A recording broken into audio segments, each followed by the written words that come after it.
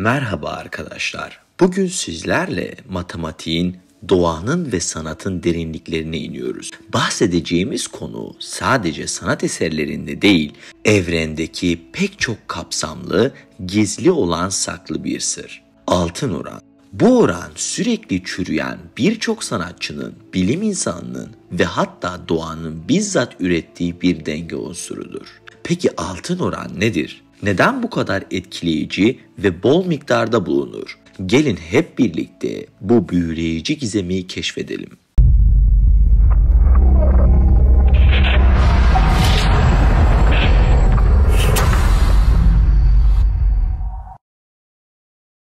Altın oran 1,618 ile ifade edilen özel bir orandır. Bir doğruyu iki parçaya böldüğümüzde küçük parçanın büyük parçaya oranı büyük parça bütün parçaya eşit olduğu zaman altın oranı elde etmiş oluruz. Bu matematiksel denklemler yüzyıllardır hem bilim insanlarını hem de sanatçıları büyülemiştir. Bu oran kalıcı, uyumlu ve estetiktir ki beynimiz bu oranı içeren yapıları doğal olarak çekici bulur. Altın oranın formülü şu şekildedir. Bu formül evrenin kusursuz dengesini sembolize eder. Ancak altın oran sadece kalıcı bir kavram değil, aynı zamanda doğa ve insan yapımı ürünlerinin de gizli dili gibidir. Elde edilen bu oran rakamlara döküldüğünde 1,618 şeklinde uzanıp giden bir sayı karşımıza çıkar. Ünlü İtalyan matematikçi Fibonacci 1202 yılında belli bir kuralı olan ve sonraları kendi adıyla anılan bir sayı dizisi ortaya atmıştı. Bu dizideki kural peş peşe gelen iki sayının toplamının bir sonraki sayıyı vermesidir. Ve sayılar büyüdükçe ardışık iki Fibonacci sayısı arasındaki oran tanıdık bir sayıya giderek yaklaşıyor. 1,618 oranına.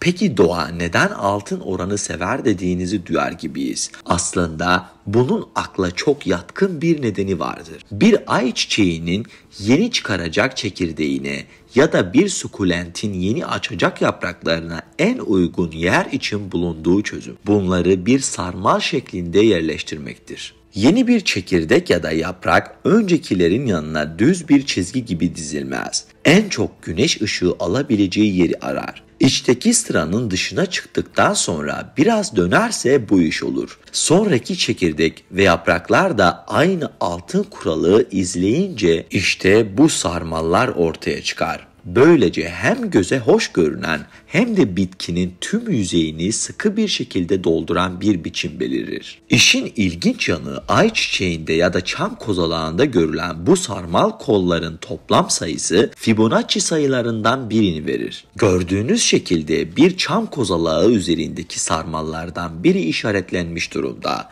Diğerlerini de siz sayıp çıkan toplama şaşırmak ister misiniz? Herhangi bir sarmal biçimi içermeyen diğer canlılardaysa başka şaşırtıcı şeyler görülüyor. Örneğin ağaçların gövdelerinden çıkan dalların sayıları aşağıdan yukarıya doğru Fibonacci serisindeki sayılar şeklinde artar.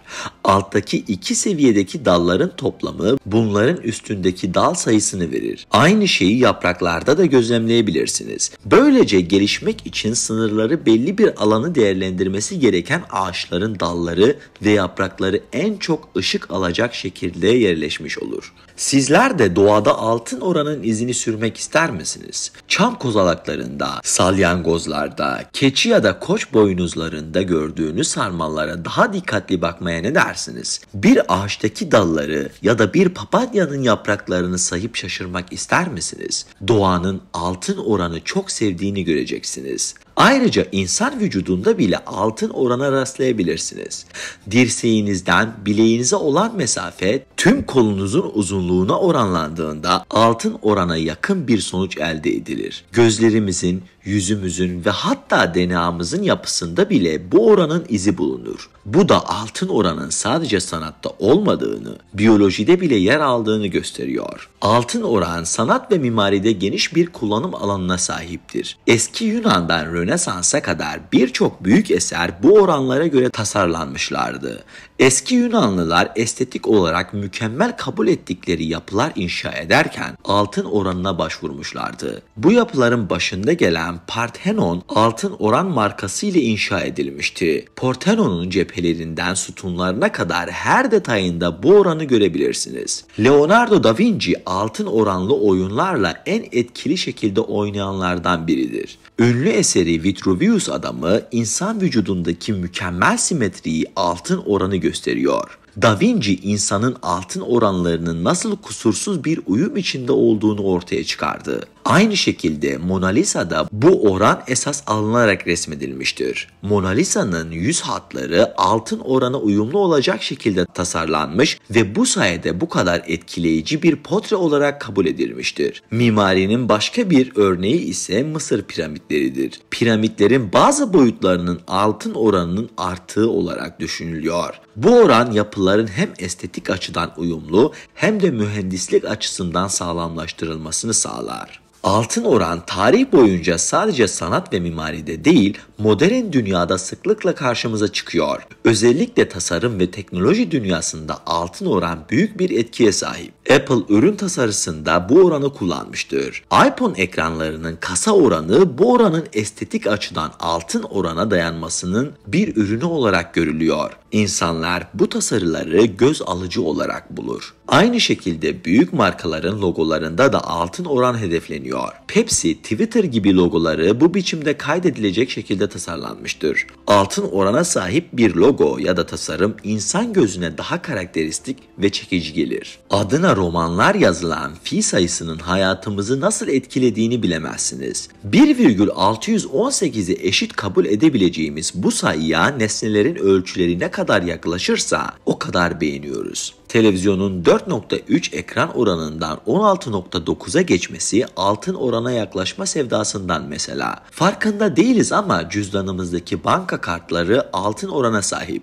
Cep telefonları altın orana yaklaştıkça bizi daha çok cezbediyor. Altın oranları ile ilgili bir diğer ilginç nokta da insanın beyninin bu oranı içeren nesnelere karşı doğal bir çekim hissetmesidir. Araştırmalar insanların altın oranlara sahip yüzleri daha güçlü ve daha çekici bulduğunu kanıtlamıştır. Estetik cerrahide bile altın oran referans alınır. Gözlerimizin, yüz hatlarımızın ve farklı bölümler arasındaki oran altın orana ne kadar yakınsa bu yapılar o kadar estetik bulunur. Bu sayede sanatçılar ve tasarımcılar ürünlerinde altın oranı kullanarak izleyiciye görsel olarak hoş gelen yapılar oluştururlar. Simetri, denge ve estetik bu karışımlarla birleştiğinde sonuç her zaman göz alıcı olur. Son olarak altın oran evrende bir tesadüf mü yoksa saklanan bir sır mı? Bu sorunun kesin bir cevabı olmasa da dünyanın her köşesinde en küçük yapı taşından en büyük galaksilere kadar bu oran görülüp